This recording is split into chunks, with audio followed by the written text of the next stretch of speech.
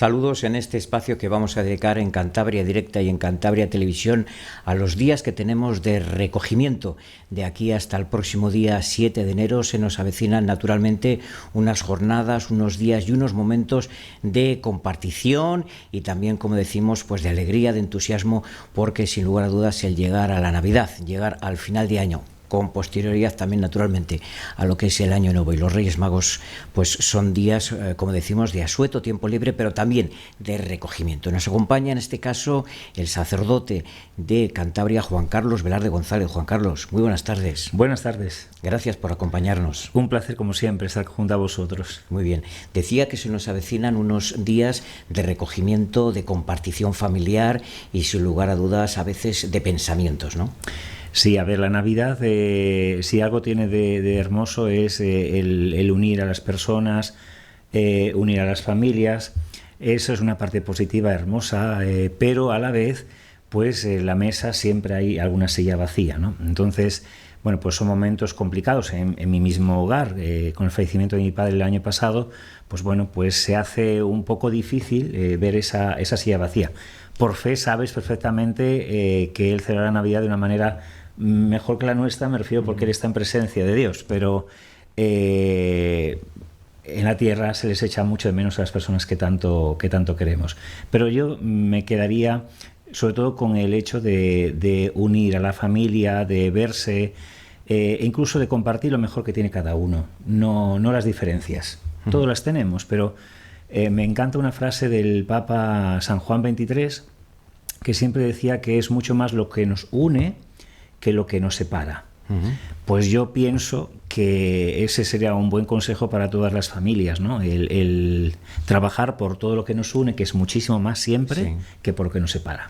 Juan Carlos, ¿dónde están las iglesias de tus feligreses, por decirlo así? Bueno, mis parroquias se llama Unidad Pastoral Virgen del Monte porque es la patrona de las 6 parroquias. Están en el municipio de Miengo. Y mis parroquias son Miengo, Mogro, Gornazo, Cudón, Cuchilla y Bárcena de Cudón, junto al santuario de la patrona. Bueno, ¿y cómo se comparte el hecho de ser cronista de Radio Vaticano allí en Roma a las parroquias que llevas? ¿Cómo lo haces? Pues casi haciendo milagros, porque... Nunca mejor dicho. Porque es complicado, me refiero... Bueno, la atención a las parroquias, el santuario de la Virgen del Monte tiene Eucaristía todos los sábados, por ser la patrona, y las parroquias, tengo una pequeña, una mediana y una grande, o sea, 2 pequeñas, 2 medianas y 2 grandes, entonces siempre lo he organizado poniendo un domingo, misa en una pequeña, mediana y grande, y la siguiente en la otra pequeña, mediana y grande, de tal manera que las 6 tienen Eucaristía cada 15 días, para entendernos. Y cuando tengo que ir al Vaticano para mi trabajo allí, de ser cronista de Radio Vaticano, pues pidiendo ayuda sobre todo a los sacerdotes jubilados, porque nosotros somos muy poquitos. Me refiero, los que estamos en activo es imposible que nadie te eche una mano, porque estamos a tope todos. Entonces, bueno, pues ahí tengo un sacerdote jubilado que le gusta muchísimo mis parroquias y siempre que me voy me dice, tú llama. Juan Carlos, la última vez que hicimos una entrevista fue hace medio año y la hicimos en Roma. ¿Tanto ya? En Radio Vaticano. Sí, pero ha volado el tiempo, vamos. Ha volado, sí. Me recuerdo, fue una experiencia muy bonita estar con vosotros allí y poder recorrer los pasillos de la Radio Vaticana, que pudieseis ver el estudio donde hacemos las crónicas, todo eso. Yo le decía a mi madre en casa, digo, me alegra que amigos de un medio de comunicación como sois Cantabria Televisión, pues que hayáis podido estar donde un hijo de la tierruca pues también tiene su trabajo, ¿no? Eso me gustó. Naturalmente que te gustó, pero imagínate para nosotros que hay 2 españoles trabajando en Radio Vaticano. Sí. Y uno de ellos es Juan Carlos Velarde, sí. que está con nosotros. Sí, el equipo somos 8. Lo que sucede es que de los 8 son 6 latinoamericanos y 2 españoles. Está Mireia, que es una compañera que es natural de Toledo, aunque está ahora se casó con un chico de Roma, y yo. Somos los 2 únicos representantes de España, dentro del programa español, curiosamente. Los demás, latinos. Bueno, ¿y qué nos traes de Roma? ¿Qué noticias nos puedes contar, Juan Carlos? Bueno, pues puedo contaros de la experiencia del primer viaje apostólico del Papa León XIV, pues que ha sido realmente hermoso. Todo lo que se esperaba del viaje se ha recibido y con creces, me refiero, la forma de ser es distinta al Papa Francisco, pero eso es positivo, quiero decir, porque ningún Papa es copia del otro, ningún cura es copia del otro, ni ningún obispo es copia del otro.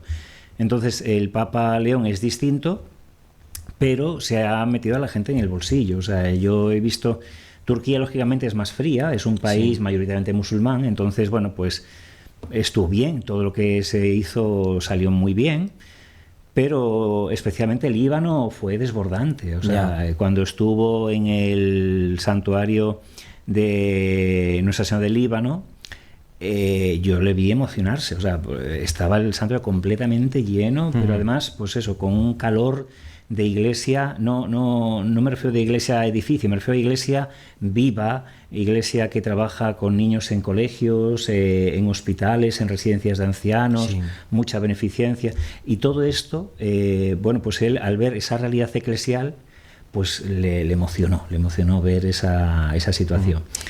Con los periodistas un 10, o sea, los que han viajado con él en el avión, pues no han echado de menos esos gestos de Francisco, porque ha tenido los mismos, quiero decir, ha salido a hablar con ellos, no tiene ningún problema en que le pregunte lo que quiera. O sea, no es un papa que dice esto no voy a responder. O sea, él entra al pasillo del avión y lo que le preguntes. Y habla bien español. Muy bien, porque fue obispo de Chiclayo, en Perú, años. Entonces, bueno, pues habla muy bien. De hecho, le gusta hablar español, se nota. Y lo habla muy bien. Para ser norteamericano de Chicago, la verdad que muy bien. Bueno, ¿y qué nos puedes contar de la noticia que salió, creo que en ese viaje además, que va a abrir a España? Bueno, ahí yo lo traté con otro periodista y me preguntó, y digo, bueno, hasta el momento es rumorología. Bien. Es un rumor.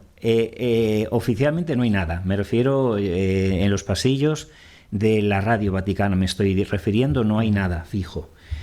Parece ser que la Secretaría de Estado, que es la encargada un poco de ir dando los pasos, parece ser que España ya suena para el 2026. 26. O sea, que aquí a la vuelta de la esquina. Claro.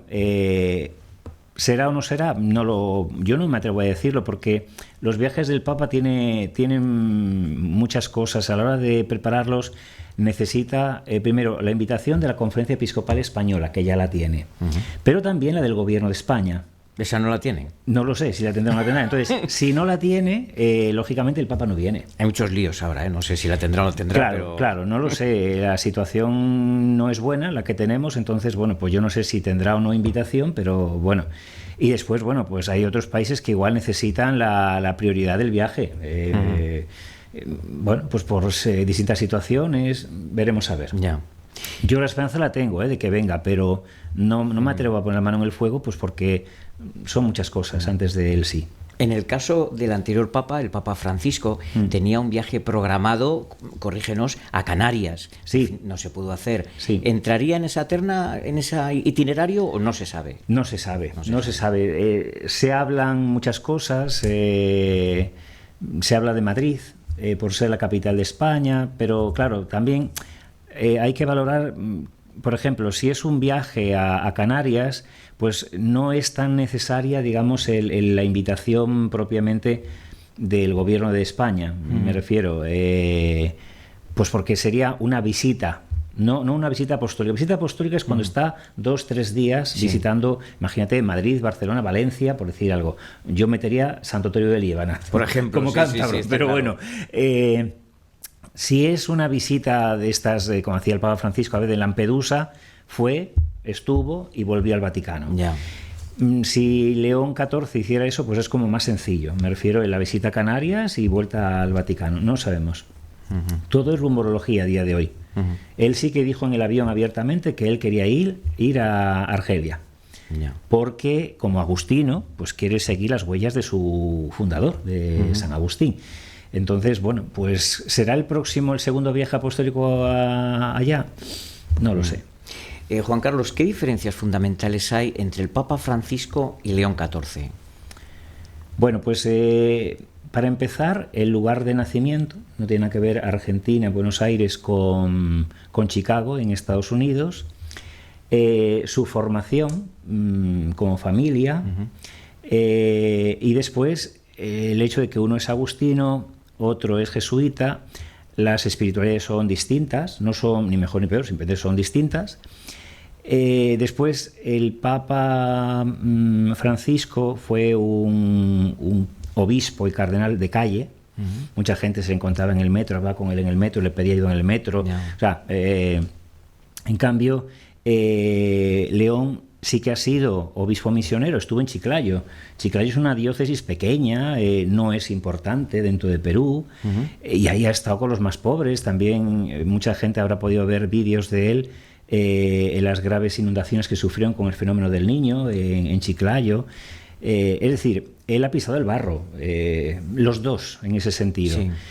Quizás, bueno, pues el Papa León tiene una ventaja que no tenía Francisco, y es que el Papa León fue prior de la congregación de los agustinos, es decir, digamos, para que nos entiendan todos, como el Papa de los agustinos. Ya. Sí. Entonces, ¿qué significa? Pues que ha recorrido el planeta, o sea, visitando una comunidad, haciendo nombramientos, cambios, este fraile aquí, el otro allá. Entonces, a la hora de organizar la vida de la Iglesia, tiene quizás más soltura, porque conoce la realidad de mover a mucha gente. Bueno, y en estos días, como hablaba anteriormente al comienzo, de que los compartimos con la familia, ¿qué mensaje les vas a enviar a los feligreses de las parroquias que nos has comentado? ¿Qué mensaje nos envías? Pues mira, yo antes he escrito mi felicitación navideña. Este año no las estoy enviando por correo postal porque ya llevo muchos años enviando un montón y recibiendo muy pocas de papel. Sí, puede ser, eso puede ser. Recibo muchas de WhatsApp, de email, que personalmente yo prefiero el papel. Es mejor, ¿verdad? Más 1000 veces. Más personal. Pero estoy viendo que yo me he quedado muy anclado porque prácticamente llegan, pues lo que llamamos de temporada así prenavideña, yo he recibido 5 o 6. Ya. El año pasado he mandado 55, me parece, y volvieron a casa 15 respondidas. El resto han respondido por WhatsApp, ¿no? Entonces yo lo que he puesto en mi felicitación navideña es llamar a todo el mundo a que la Navidad y el Año Nuevo 2026 sea la oportunidad para la fraternidad y la paz. Y en ese orden, porque realmente si nos sentimos hermanos, si luchamos por lo que yo decía antes con San Juan 23, por lo que nos une más que por lo que nos separa, se crea ambiente, se crea paz. Paz en nuestras casas, en nuestros lugares de trabajo, en nuestras calles, en nuestras ciudades, en nuestros pueblos, y así poco a poco pues se van creando rincones de paz, que es que ahora lo que necesitamos. Yo me decepciona mucho ver una sociedad tan sumamente polarizada. Los extremos nunca han sido buenos y para mí nunca lo serán. Yo creo que lo más bonito de todo es, pues no sé, con los que piensan distinto. Yo tengo amigos no creyentes y quedamos a comer sin problema ninguno. ¿Por qué? Pues porque es algo que nos une. ¿Qué nos une? La necesidad de ser amados y de amar. Las necesidades de cualquier ser humano. Quizás lo que nos separa es que yo tengo fe y ellos pues dicen no tenerla. Pero eso no significa que sean malas personas, que haya que rechazarles de la vida.